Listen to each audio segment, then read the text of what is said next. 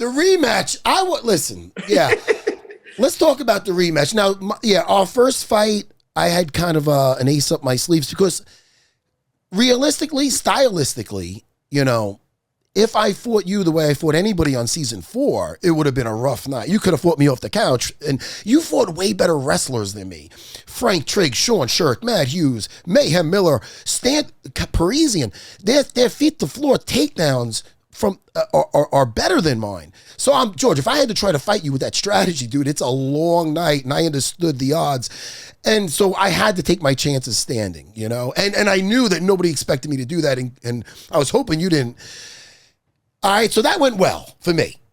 All right, now, all right, we had that. That was my moment. If I had a story in my life, it would have ended after that, and then it would have said in the credits, he lost the rematch, and then he knocked out Frank Trigg, and something like that. That's me. You, my friend. Now, I want to tell everybody, now people think about the fight game is just being physical. The mental game, it could just break you. And the pressure you had after that, must have been brutal. And then they had to go on and fight a monster like John Fitch in the very next fight.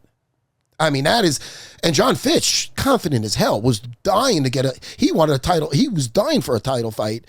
I forgot his record, but it was pretty good. I mean, he came over, he was a champion from another organization. Everybody wanted to see that fight. And he had to go on to that fight right after me. So to beat John Fitch the way you did, and to go on and never lose again, George. George, you are one of the best to ever do it. I'm not just gassing you up. I mean, this is facts. Tell me something about the mental game, because somewhere in Canada there's a lake with a brick with my name on it. Isn't there, George? Yeah. So when I lost the fight to you, what happened is before that I just beat Matt Hughes. So Matt Hughes at the time was seen like one of the greatest. Yes. Yeah, he was a legend. So I beat the legend, and I remember everybody was telling me how good I am and this and that, and I was like the new thing, the new kids on the block. And even I never been arrogant. I start to have a sort of a false feeling of security in a way that even in my entourage, people were more worried with the fight against Matt Hughes. And you, to your credit, you fought your way up to a title shot, and you work really, really hard. You did not have it easy. You work hard, and you grind to it. It's not like you demolish everybody easy and you went up, and you grind your way in, and that's a beautiful story. It's like a Rocky, Thank you. And I think you mentioned it before. You felt like you were going against Rocky against the Russians. Yes. And it was a great analogy. Yeah. And that's how it was in a way, because like before you were there, you were champion. Matt Hughes was there and demolishing most of all his opponents, Yes. And you grind your way to the top. So I came in there, and because of you were mostly known at the time for your grappling prowess. You're champion in jiu-jitsu and everything, and all the guys that you're from, Enzo Gracie, who's a legend. I was mostly concerned about your grappling. Yes. So most of my strategy was how I'm gonna neglect his grappling and beat him with the striking.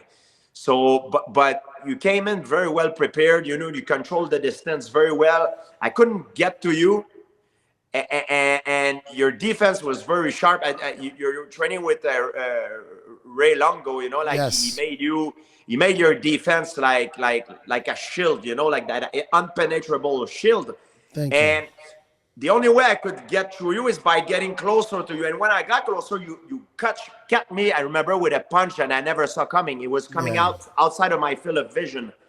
And then I got angry. I was like, man, it was the first time that I got rocked in my life. I was like, man, I'm going to give it back to him right away. Yeah. But it's not a good idea to jump into a slugfest when you're stunned. Yeah, no.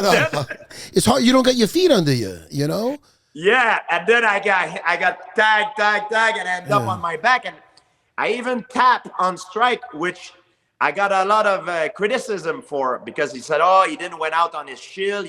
Because the thing is that you hit really hard, and I knew I was done. I did, like I was so dizzy, I didn't know where the floor was. I was like Yeah. all messed up. So I wanted to save my brain and not take an unnecessary damage, you know. So I tap. Then the referee separate us, and then after I came back to myself after, and then after all the critics, you know, everybody was saying, "Oh, he's weak mentally. He tap on strike, and he's not as good as we thought he was. He's not the fighter that we thought he was. It's just a a short firework, and that's it. Now the floodgates is open. He's gonna lose all his confidence, and this thing gets to you a little bit." So I remember I used to have I used to work with a sports psychologist that came to help me, and he's very good. And to get back to the title, I needed to fight my way up again. I couldn't get my rematch right away. So, but I was obsessed of getting my rematch. I was obsessed, you know, because I'm obsessive compulsive a little bit by nature. So I wanted to get back right away. But the problem is I was focusing on the wrong thing. I was you were hunting my mind like constantly because I was angry at myself. Yeah. I wanted to get back and erase that mistake. And so the sports psychologist says to me, "Say, George, you carry a lot of bricks." So he made me wrote a name with a brick, carry a brick in my training bag with your name on it, Serra. Oh shit. And I carry I carry that in my bag weeks and weeks and weeks, and it was getting heavy, you know, because when you go in TriStar, you have to go up the stairs, and you carry already my bag is heavy, but then with a brick inside, I was like, man, this is getting ridiculous. And I was calling him. I was like, can I get rid of the brick? It's ridiculous. He's like, no, no, no.